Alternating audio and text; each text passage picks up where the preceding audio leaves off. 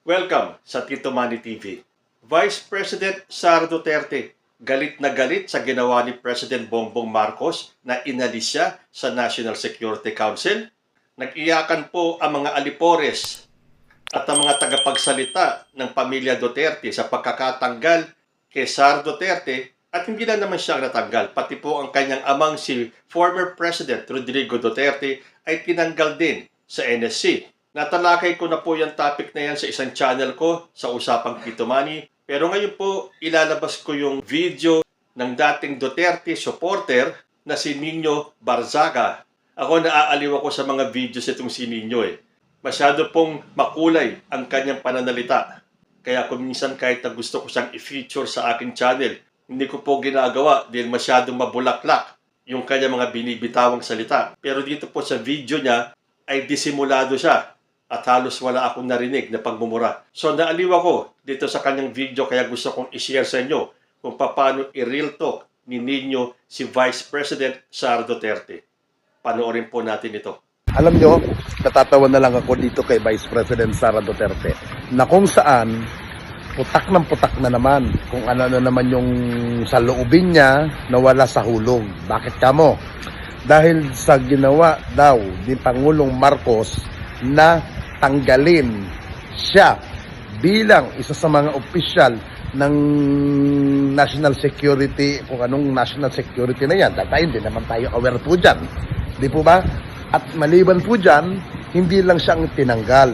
Tinanggal din si dating Pangulong Gloria Macapagal Arroyo na kaalyado ni Sara Duterte.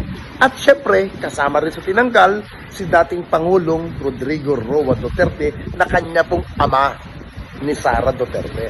Alam niyo mga kaibigan, sa hindi po nakakaalam, ang ating Pangulo may kapangyarihan na magpasya na ayon sa kanyang gustuhin. Mapabuti, mapasama, pero itong ginawa ni Pangulong Ferdinand Bongbong Marcos ay ikabubuti po. Bakit? Dahil sino ba ang nag-threat? Sino ba ang nagbanta sa buhay ng Pangulo? Di po ba si Sara Duterte na siya ang nagsabi na ipapapatay si Pangulong Marcos, ipapapatay si First Lady Lisa Araneta Marcos at si House Speaker Martin Romualdez. Now, kung ang kasama mo sa council o sa grupo may pagbabanta sa iyo para agawan ka ng kapangyarihan at siya ay gusto mo po bilang kapalit mo, hindi ka ba maglalabas ng order na tinatanggal mo lang mga taong magiging sagabal sa buhay mo, na nagtatangka sa buhay mo para ilagay sa panganib? Now, ano kinapuputak ni Sara Duterte? Siya ang gumawa ng dahilan kung bakit siya tinanggal ni Pangulong Marcos. Now, tine-question niya. Bakit?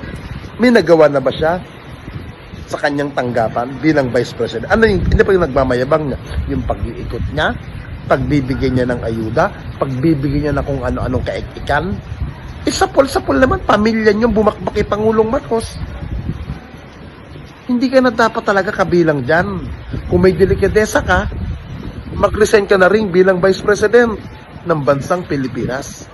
Please submit within 24 hours an explanation in writing with legal basis. Bakit hindi na member ang Vice President sa National Security Council, or bakit hindi ako nakakatanggap ng invitation ng meeting, whichever is applicable.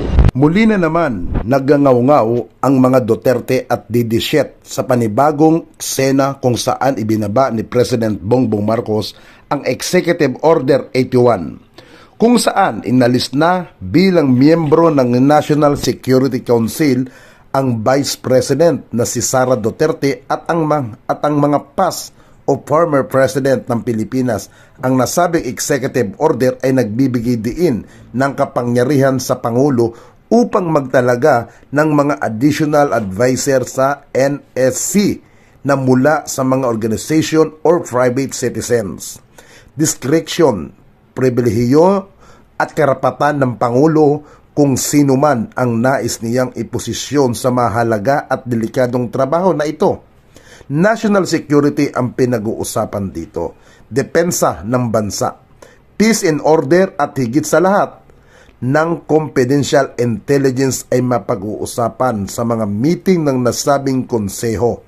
Kaya nararapat lamang na italaga o ilagay ng Pangulo ang mga pinagkakatiwalaan niyang tao sa council na ito. Di naman siguro tama na ipilit pa na ipwesto si na Vice President Sara at iba pang mga former president sa council na ito. Lalo't alam naman natin kung gaano kakastiguhin, siraan at awayin ng mga Duterte ang Pangulo.